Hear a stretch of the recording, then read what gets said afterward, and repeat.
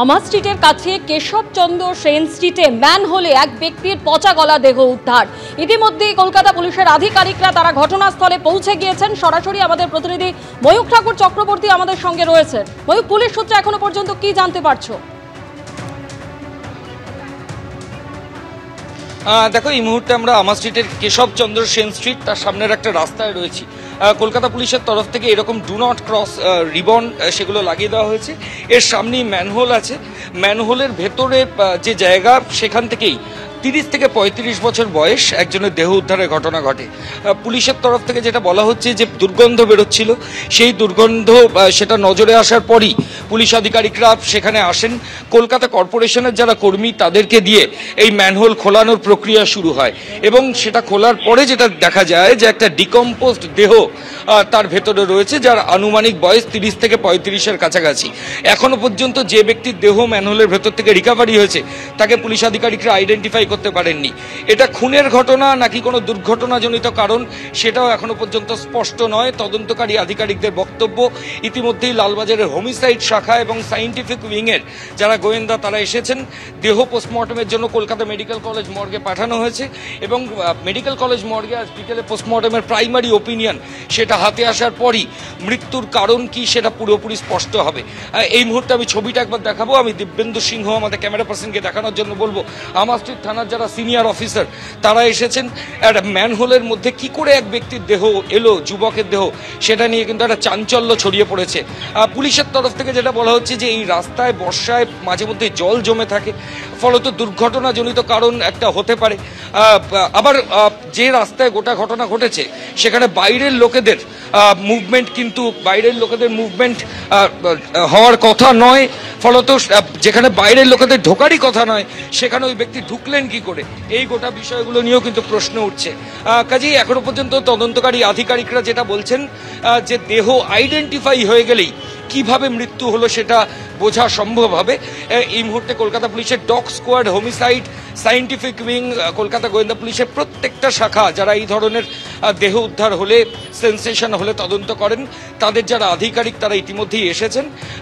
দেহ পোস্টমর্টমের জন্য পাঠানো হয়েছে। আমি আগেও যেমনটা বললাম, দুটো কারণ সেটা পুলিশ আধিকারিকদের ভাবাচ্ছে। এক, এই রাস্তা দিয়ে যে রাস্তার উপর হয়েছে সেখানে যদি সাধারণ মানুষের চলাচল হতো তাহলে সেক্ষেত্রে দুর্ঘটনার একটা সম্ভাবনা জোরালো হতো, কিন্তু সাধারণ মানুষ এই রাস্তায় খুব একটা চলাচল করেন না। একটা মাত্র বাড়ি ভেতরে রয়েছে, সেখানে 76 বছর বয়সী একজন প্রৌঢ় তিনি থাকেন। কাজেই তার পক্ষে ওই রাস্তায় আসা সম্ভব নয়। সেক্ষেত্রে বাইরে থেকে কাউকে খুন করে ম্যানহোলের মধ্যে বডি ফেলা হয়েছে, নাকি জল জমে থাকার কারণে কেউ গিয়ে ওই ম্যানহোলের মধ্যে পড়ে গেছে। এখন যদি দুর্ঘটনাজনিত কারণই হয়ে থাকবে তাহলে এতদিন পর্যন্ত কেউ কোনো মিসিং ডায়েরি করলো না কেন, যে কাউকে পাওয়া যাচ্ছে না? আমার স্ট্রিট থানায় এরকম কোনো মিসিং ডায়েরি এখনো পর্যন্ত নেই।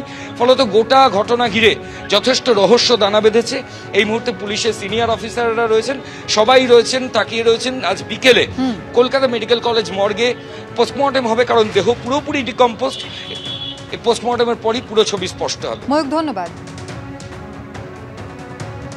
জিএসটিতে বড়সড় রদবদল করেছে কেন্দ্রীয় সরকার। শিল্পমহল থেকে সাধারণ মানুষ, ব্যবসায়ীদের ক্ষেত্রেই বা তার কতটা প্রভাব পড়েছে এ নিয়ে শহরের একটি হোটেলে দিনভর একাধিক সেশনে চলছে আলোচনায় বিভিন্ন শিল্প সংস্থার কর্ণধাররা যেমন রয়েছেন কর বিশেষজ্ঞ, বাজার বিশেষজ্ঞরা। সরাসরি আপনাদের নিয়ে যাব। আমাদের প্রতিনিধি অরিত্রিক ভট্টাচার্য রয়েছেন আমাদের সঙ্গে। অরিত্রিক, বিশেষজ্ঞরা কি বলছেন? সাধারণ মানুষের দৈনন্দিন জীবনে কতটা প্রভাব পড়েছে? দেখো, 22শে সেপ্টেম্বর চলতি বছরে আমরা দেখেছি যে জিএসটি সম্পূর্ণ রিফর্ম হয়েছে এবং একটা বড়সড় পরিবর্তন ঘটেছে, সেটা কিন্তু সবাই জানেন। কিন্তু তার কি প্রভাব, কতটা সেটা সাধারণ মানুষের কাছে সেই প্রভাব পৌঁছচ্ছে, কোন জায়গাটা আর একটু ভালো হতে পারত, কোন জায়গায় আর একটুখানি বেশি আশা রাখছিলেন সাধারণ নাগরিকরা, এবং বিশেষ করে যারা ব্যবসা করছেন তারা কীভাবে প্রভাবিত হচ্ছেন এই নতুন সিম্পলিফাইড জিএসটির জন্য, সেটা নিয়েই কিন্তু এবিপি আনন্দের তরফ থেকে আয়োজন করা হয়েছে জিএসটি কনক্লেভ।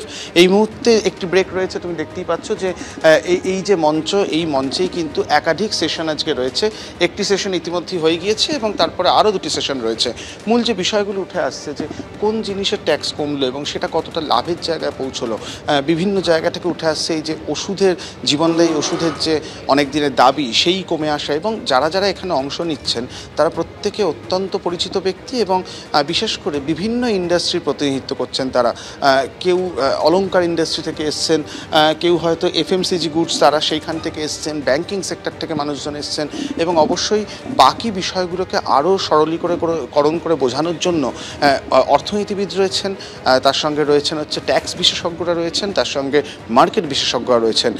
সবাই যে আলোচনাটা এখানে হচ্ছে তাতে যেটা অনেকগুলো বিশেষ কথা উঠে আসছে, সাধারণ মানুষের লাভ ক্ষতির দিকটা যেমন উঠে আসছে, তেমনভাবেই ব্যবসায়ীদের পক্ষে এই নতুন রিফরমেশন কতটা উপকার পৌঁছে দিচ্ছে, নাকি তাদের আরও কিছু দাবি রয়েছে, তারা মনে করছেন যে আরও কিছু বদল হলে ভালো হতো, সেই বিষয়গুলো কিন্তু উঠে আসছে আজকে আলোচনায়। প্রথম সেশন ইতিমধ্যে সম্পূর্ণ, আরও দুটি সেশন বাকি রয়েছে এবং এটা বোঝাই যাচ্ছে যে আরও দুটো সেশন কিন্তু আরও সমৃদ্ধ করবে গোটা আলোচনাটাকে এবং তারপরে কিন্তু বোঝা যাবে যে এই যে জিএসটি রিফরমেশন যেটা আমরা 22শে সেপ্টেম্বর হতে দেখেছি, অর্থাৎ প্রায় 1 মাস পেরিয়ে গিয়েছে সেই রিফরমেশনের, এই 1 মাসে কি কি ঘটলো, এই যে লাভের কথাগুলো বলা হয়েছিল কেন্দ্রীয় সরকারের তরফ থেকে, সেটা কিভাবে কোন পথে কতটা ব্যবসায়ীদের কাছে গিয়ে পৌঁছলো, কতটা পৌঁছলো মানুষের কাছে, সেসব নিয়ে কিন্তু আজকে দিনভর আলোচনা।